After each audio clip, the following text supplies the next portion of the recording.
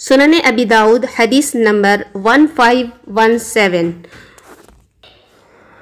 اور حاکم کی مستدرک جلد نمبر 1 صفحہ نمبر 511 حدیث نمبر 1884 امام حاکم نے اسے صحیح قرار دیا ہے اور امام ذہبی نے اس کی تائید کی ہے۔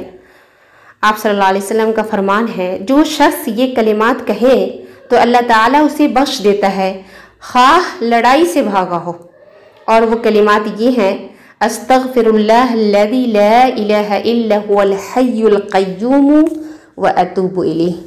استغفر اللہ، میں اللہ سے معافی مانگتا ہوں، الذی لا الہ الا ہوا، جس کے علاوہ کوئی معبود برحق نہیں، الحی، وہ زندہ ہے، القیوم، کائنات کا نگراں ہے، واتوب الیہ، اور اسی کے حضور میں توبہ کرتا ہوں۔ استغفر اللہ الذی لا الہ الا هو الحی القیوم واتوب الیہ۔